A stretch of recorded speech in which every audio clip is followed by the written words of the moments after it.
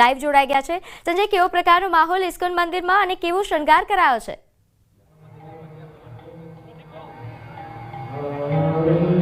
બિલકુલ, ભગવાન કૃષ્ણ જન્મોત્સવની તૈયારીઓ જે છે તે ઇસ્કોન મંદિરમાં પણ પૂર્ણ કરી દેવાય છે। હું સીધા દ્રશ્ય ઇસ્કોન મંદિરમાં આપને બતાવવાનો પ્રયાસ કરીશ કે હાલ આપ જે જોઈ શકો છો કે ભગવાનને 900 કિલો ફૂલોનો શણગાર કરવામાં આવ્યો છે અને વિશેષ તૈયારી જે છે તે અહીંયા કરવામાં આવી છે। કોઈ પણ પ્રકારની અવ્યવસ્થા ન સર્જાય તેને લઈને ભક્તોની જે અત્યારે ભીડ છે તો એ ભક્તો પણ વ્યવસ્થિત રીતે દર્શન કરી શકે તે માટેની પણ અહીંયા તૈયારી જે છે વ્યવસ્થા કરવામાં આવી છે।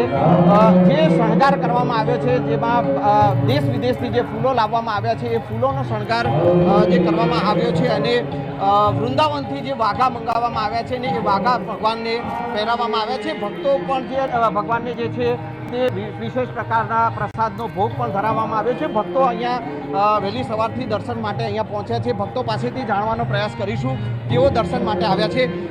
દર્શન માટે આવ્યા છો, કૃષ્ણ જન્મોત્સવની તૈયારી કેવી છે અને કેવા દર્શનનો લાભ? ખૂબ જ સરસ છે। ઇસ્કોન મંદિરે અમે લોકો દર વર્ષે આવીએ છીએ દર્શન કરવા માટે અને દર વર્ષે કંઈક અલગ જોવા મળે છે।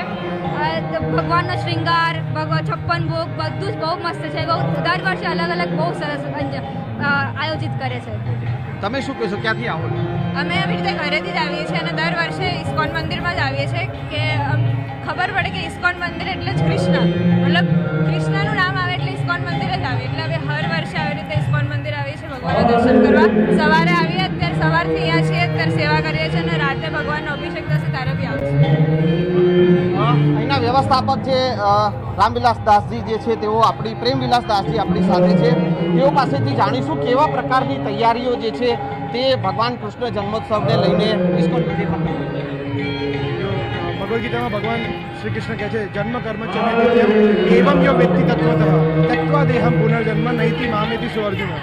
तो भगवान जो जन्म है ये दिव्य है। अपना जो जन्म नहीं साधारण, भगवान जन्म और कर्म बने दिव्य हो।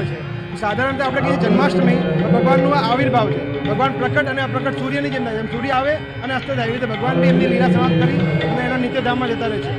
તો આ વર્ષે જન્માષ્ટમીમાં દર વખતની જેમ અમે લોકો 1.25 લાખથી 1.5 લાખ શ્રદ્ધાળુઓને એક્સપેક્ટ કરી રહ્યા છીએ દર્શન કરશે અને વિશેષ વ્યવસ્થા કરી છે અમે લોકો। અહીંયા 5 અલગ અલગ લાઇન છે। ક્રાઉડ કંટ્રોલ એકદમ પરફેક્ટલી થઈ રહ્યો છે જેથી કરીને લોકો સરસ રીતે દર્શન કરી શકે।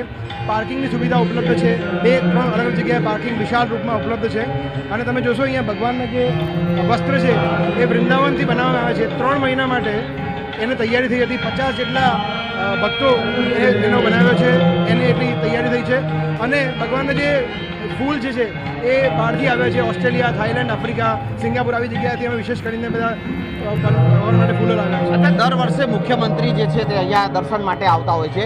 આ વખતે કઈ રીતની વ્યવસ્થા, મુખ્યમંત્રી પણ જો દર્શન માટે આવે તો અહીંયા કઈ રીતની વ્યવસ્થા? સો અમારે આખી એક ટીમ છે જે બ્યુરોક્રેટ છે, ડિપ્લોમેટ છે, એ લોકોને કોર્ડિનેટ કરે છે। તો એના માટે અમારી એક ડેડિકેટેડ ટીમ છે। તો જેવી રીતે એમની જોડે કન્ફર્મેશન આવે છે એવી રીતે અમે વ્યવસ્થા કરીએ છીએ જેથી કરીને શ્રદ્ધાળુઓને દર્શનાર્થીઓને બી મુશ્કેલી ના થાય અને એમને પણ પૂરતું સિક્યોરિટી રીઝન્સ સચવાય એ રીતે અમે બહુ સરસ રીતે વ્યવસ્થા કરીએ છીએ। જી સંજય, થાય ત્યારે કયા પ્રકારની બિલકુલ સંજય, આપ જોડાયેલા રહેજો, આપનાથી અપડેટ લેતા રહેશું। તો અમદાવાદના જગન્નાથ મંદિરમાં પણ આ જ પ્રકારના દ્રશ્યો સામે આવ્યા છે। તો સીધા ત્યાં જઈશું, જગન્નાથ મંદિર કે જ્યાં જન્માષ્ટમીની ઉજવણી થઈ રહી છે। સવારથી જ ભગવાનના દર્શન માટે ભક્તોની ભીડ છે ને જે કંઈ જન્મોત્સવ માટેની તમામ પ્રકારની તૈયારીઓ કરી દેવામાં આવી છે। તો જગન્નાથ મંદિરના દ્રશ્યો કે જ્યાંથી સંવાદદાતા વિભુ આપણી સાથે લાઈવ જોડાઈ ગયા છે। વિભુ, જગન્નાથ મંદિરમાં કેવા પ્રકારની તૈયારીઓ, કેવો ઉત્સાહ છે?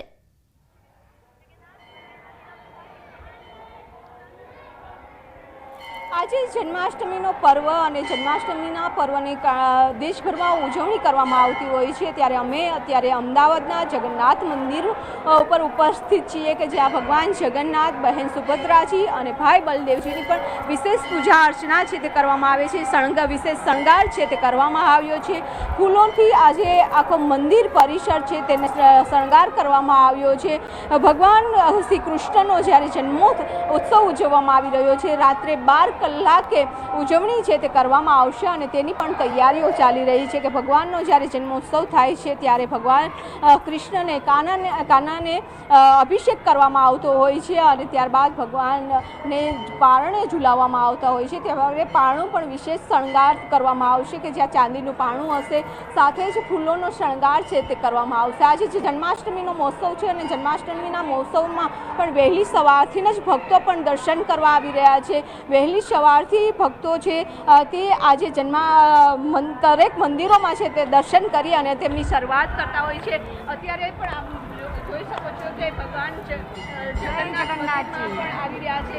જય જગન્નાથજી, ભગવાન જગન્નાથજીના દર્શન કરવા આવી રહ્યા છો. બહુ સરસ ચાકી છે, બહુ પસંદ આવી અમને.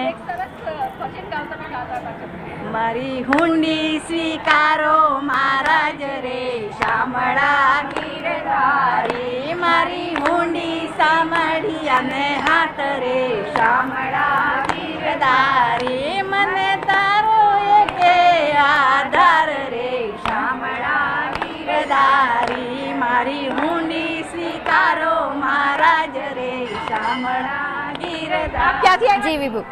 અમે અહીંયા શાહીબાગથી આવ્યા છીએ. શાહીબાગ ગ્રીન માંથી આવ્યા છો. આજે આવ્યા છે દર્શન કરવા, હુંડી લઈને આવ્યા છે જગન્નાથજીને અર્પણ કરવા માટે. જય જગન્નાથ. જી વિભુ, જોડાયેલા રહેજો, આપનાથી અપડેટ લેતા રહેશું. તો આ દ્રશ્યો આપણે જોયા ઇસ્કોન મંદિર અને જગન્નાથ મંદિર કે જ્યાં ખૂબ મોટી સંખ્યામાં ભક્તો સવારથી જ ઉમટી રહ્યા છે. તો આજે ભગવાન શ્રી કૃષ્ણના જન્મોત્સવની દેશભરમાં ઉજવણી કરવામાં આવે છે. દ્વારકા, મથુરા, ડાકોરમાં જન્માષ્ટમીનો અનેરો મહિમા છે. ત્યારે ઉત્તર પ્રદેશના મથુરામાં જન્માષ્ટમીના દિવસે શ્રી કૃષ્ણ જન્મભૂમિ મંદિરમાં મંગળા આરતી કરવામાં આવી અને મંદિરમાં મોટી સંખ્યામાં ભક્તો ઉમટ્યા હતા. ભાવિકોએ મંગળા આરતીના દર્શનનો લાભ લઈ ધન્યતા અનુભવી.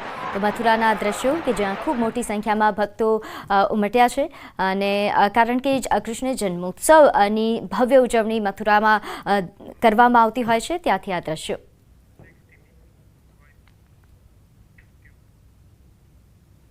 જન્માષ્ટમીની મધ્યરાત્રિએ દ્વારકા, ડાકોર અને શ્રીનાથજીમાં ભગવાન શ્રી કૃષ્ણનો જન્મોત્સવ ખૂબ જ ધામધૂમથી મનાવવામાં આવે છે.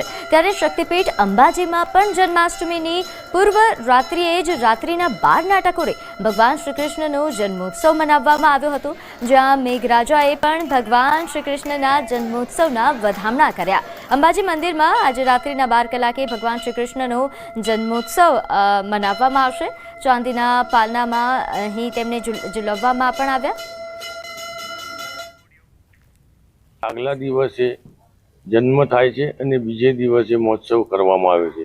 કૃષ્ણ જન્મના દિવસે રાત્રે માતાજીની 12 વાગે રાત્રિ પૂજા અને આરતી પૂરી થાય છે. માતાજીને ભગવાનને માખણ, મિશ્રી, પંજાજી વગેરે અને પૂરો થાળ માતાજીને ધરાવવામાં